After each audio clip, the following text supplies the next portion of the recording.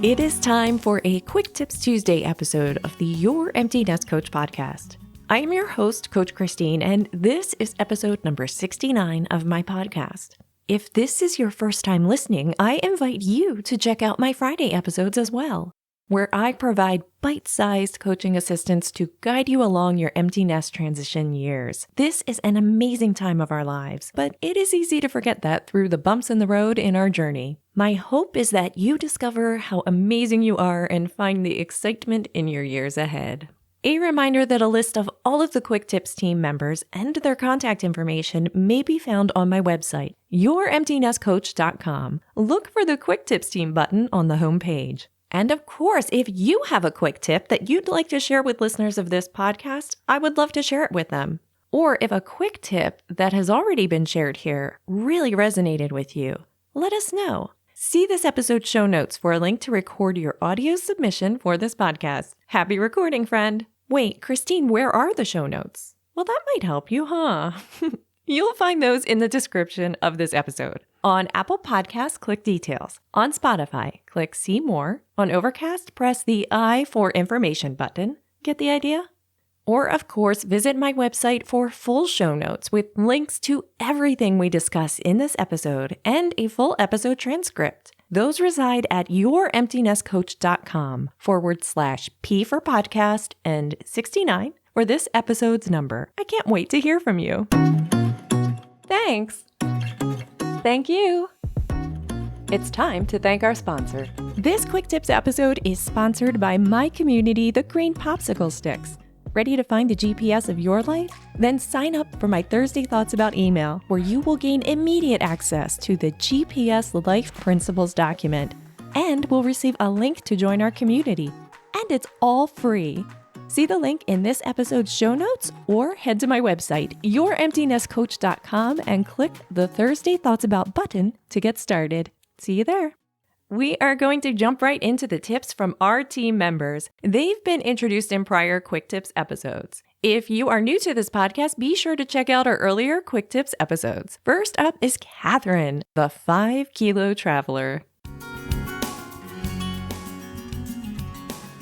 Travelling light has started to flow over into my day-to-day life. My family are noticing how I am becoming more minimalistic. My daughter heads off to college this year. In New Zealand, we say going to uni or university. Interestingly, as she has packed her gear up, she's thinking about what goes with what, how many pairs of jeans she needs, t-shirts, jumpers, and that kind of thing. Clearly, she has heard me talk about take what you need, which was my last tip. So she does take what she needs, but the rest of it she leaves right here at home. I remember when I left home, I was studying nursing, and we learned about the stages of life, including the empty nest. So I went home armed with this information and told my mother, who like me now clearly knows nothing about the world, I told my mum that she was experiencing the empty nest syndrome. Well, that went down really well. With one look, I got the message loud and clear. But she also added, I love that you leave home, but you keep bringing your stuff back. Clearly, she was in a state of denial, and 18-year-old me humoured her by quickly changing the subject, quite possibly a life-saving decision. But now I'm in that same spot, kids leaving home and leaving their stuff behind. Anyway, I'm pleased that she's learning something from me as she heads out into the big wide world. So my tip today is take less. You cannot travel light without reducing what you take. I make sure that all the clothes I take can be worn in multiple ways and with multiple items. Say 3 tops and 3 skirts or pants that go well together can be made into 9 different outfits. Add a cardigan or a scarf, and that makes so many more ways to change your look. I generally stick to one colour or versions of it and some accent colours. My personal preference is navy blue with an accent colour, but you could do black, grey, or any other colour. In my minimal travel wardrobe, everything works well together and can be layered if it gets cold. In New York in December, I wore 3 smart wool layers, a puffer jacket and a long wool coat, and I was lovely and warm. And of course I also had my scarf, my hat and gloves and my warm boots, essential winter gear. But because they all went together, it was really easy to wear everything together and to layer them up. So take less. Happy light travels.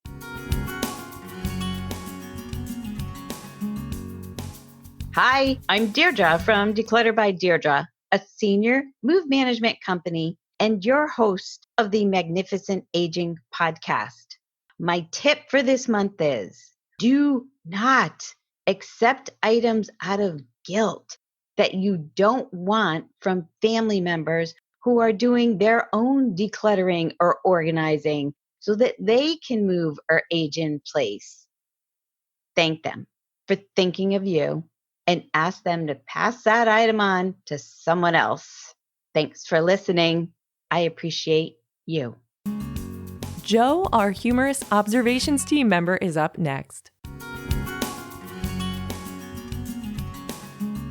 The empty nest feeling is quite a shock for many, but you do get used to it and you develop a lovely, quiet, ordered life with time to pursue your own interests and hobbies and spend a lot of time with your partner. And then the kids come home again. Prepare to spend your life savings in the supermarket only to be told, "Mum, there's nothing to eat." And when they do eat, it's 14 packets of cereal, and not knowing what to do with the empty milk carton, they will put it straight back in the fridge. They manage to pack for a 4-week trip in about 10 minutes, and yet it takes them a whole week to unpack when they get home. When they do unpack, they put everything, and I mean everything, in the wash. This often includes sweet wrappers, coins, earphones, you name it. When you return their washing all clean and ironed, it goes straight onto the wardrobe.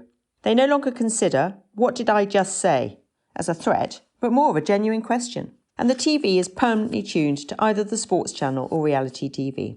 But you know what? I don't care about any of it. Like most parents, I will do whatever it takes to make home somewhere they will come back to. But when they go again, and it's just my husband and I feel like the empty nest life is okay too. Hi, Rachel Lancaster here, midlife mentor from magnificentmidlife.com. My top tip today is to remember that we don't dismiss the coppery leaves of autumn in favour of the spring blossom. Both are beautiful, they're just different. The same applies to your beauty as you age.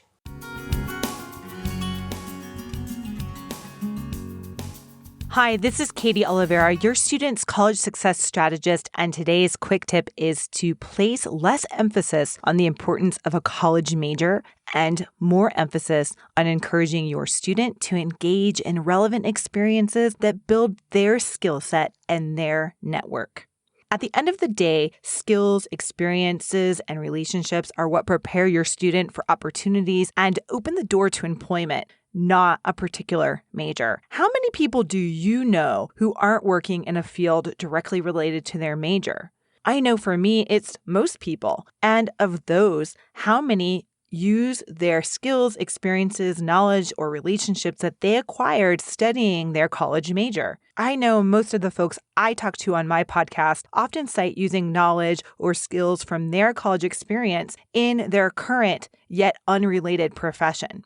What makes the major important isn't the major itself, but the major's ability to hone your students' strengths, develop your students' skills, showcase your students' talents, and connect students to a network of mentors and peers. Yes, there are still some classic professions that still require specific certifications and credentials that come with studying a specific major, like accounting, teaching, and nursing. But more and more people are preparing for professional opportunities that don't yet exist during college. This may seem terrifying, but in fact, I find it to be an exciting opportunity for your student to use their unique combination of skills, perspectives, and experience to find fulfilling and viable work no matter how the workforce changes over time. The key is not locking your student into one specific job role, but instead helping them understand what they bring to the table and using education and experience to continually personally and professionally grow and develop so that your student can pivot whenever they need to. This is Coach Christine again, wrapping up with a tip for you today about when to seek help. Do you know what takes courage? Seeking help when you need it. Sometimes we do need an impartial outsider to see what we are blocking in our life. I look at it as 3 levels of guidance. Level 1 would be self-help. This is when you are content with where you are in life, happy with your progress, and enjoying the journey you are on. Books, podcasts, chats with friends are all you need here. I see it level 2 as when you need outside specialty guidance. This is for when you are on the right path or see glimmers of it and are ready to expedite your journey ahead. You are brave enough to share your thoughts and prepared to process them with another who will, with your best intentions in mind, do the following. Provide a safe listening space for you to share. Guide you to see the speed bumps you have placed in your life.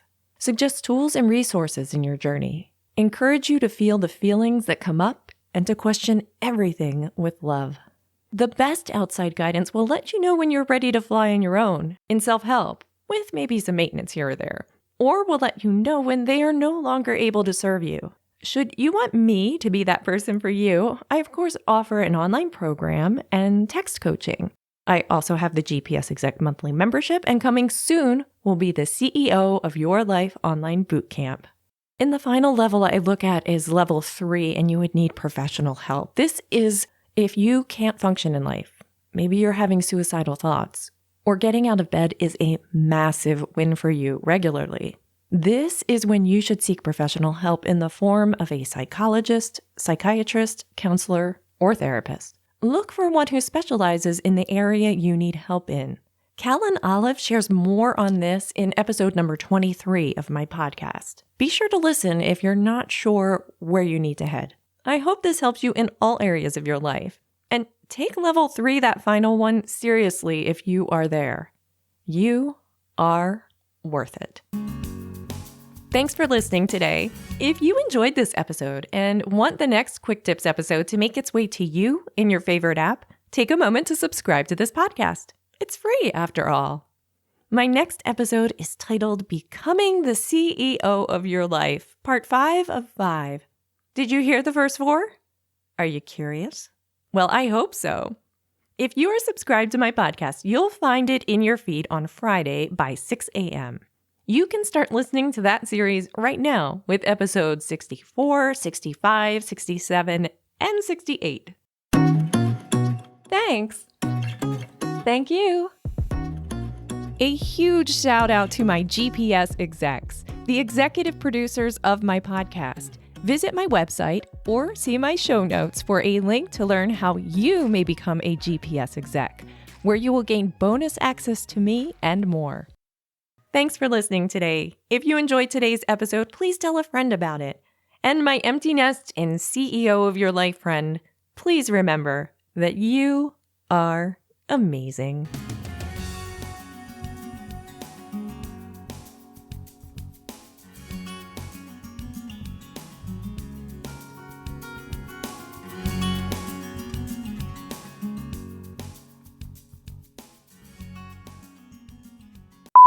Guide you along your empty nest transitions years. Transition? Sure. Wait, did I fix this? I did not. Okay. Outside specialty guidance. I don't want to, how do I want to say that?